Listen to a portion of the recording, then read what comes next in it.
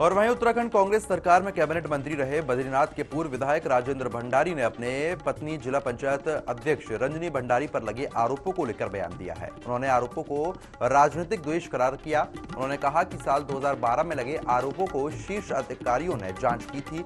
मामला high court भी गया, लेकिन कोई भ्रष्टाचार साबित नहीं हुआ है। बीजेपी चुनाव के समय जनता को बरगलाने का काम कर रही है। 2022 चुनाव उत्तराखंड की गर्मी की तपिश अभी से लोग झुलसने लगे हैं और आरोप प्रत्यारोप का दौर शुरू हो गया है। ऐसा ही एक आरोप लगा था पूर्व कैबिनेट मंत्री जो बद्रीनाथ से विधायक थे राजेंद्र भंडारी जी पर। उनसे जानते हैं कि क्या आरोप लगे और कैसे उन्होंने उससे दोष मुक्त हुए। भंडारी जी, किस तरह से आपको अब परेशान किया जा रहा है?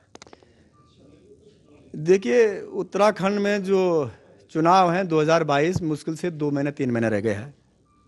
2011-12 में जिला पंचायत चमोली में नंदा राज जात में निविदाएं हुई थी और उसमें विपक्ष द्वारा ये कहा गया अनियमितताएं हो गई। कांग्रेस की सरकार थी तो जांच बिठाई गई। जांच में 2 आईएएस अधिकारी जांच अधिकारी बनाए गए। आईएएस मंगलेश घड़ियाल जी, आईएएस सुमन जी। दोनों ने जांच रिपोर्ट में लिख के दे रखा है कि जिला पंचायत चमोली में 1 रुपये की भी वित्तीय अनियमितता नहीं हुई है। तो इससे नाराज होकर के आदरणीय विधायक महेंद्र भट्ट जी हाई कोर्ट चले गए। 4 वर्षों तक उन्होंने हाई कोर्ट में मुकदमा लड़ा, वहां से भी कोई निर्णय नहीं हुआ। अब 12 वर्षों तक मामला ठंडे बस्ते में रहा और अब चुनाव आ गए तो फिर जिला पंचायत चमोली में कहने लगे कि 11-12 में जो है अनियमितताएं हुई। अरे भाई, तो 5 वर्षों से तुम्हारी सरकार है, क्यों नहीं जांच कराई आपने? और हाई कोर्ट में अगर मुकदमा क्लियर नहीं हुआ तो आप सुप्रीम कोर्ट क्यों नहीं गए? और 2 आईएएस अधिकारियों ने अगर गलत जांच रिपोर्ट दी है तो उन आईएएस अधिकारियों के खिलाफ क्या कार्रवाई हो रही है, ये बताइए ना। अगर उन्होंने गलत रिपोर्ट दी है, केवल चुनावों में आप हथकंडे अपनाना चाहते हैं, छल कपट और षड्यंत्र की राजनीति करना चाहते हैं, क्योंकि जनता तो आपसे दूर हो चुकी है। अब आप सत्ता पे काबिज होने के लिए किसी की भी बलि चढ़ाना चाहते हैं और रजनी भंडारी अध्यक्ष जिला पंचायत को मोहरा बना करके राजेंद्र भंडारी को कमजोर करने की जो आपकी सोच है वो कभी सफल नहीं होने वाले हैं। आप घुटने के बल गिरेंगे। जनता सब जानती है कि तुम केवल 2022 के चुनावों के लिए राजेंद्र भंडारी की पत्नी रजनी भंडारी पर इस तरह के आरोप लगाना चाहते हैं।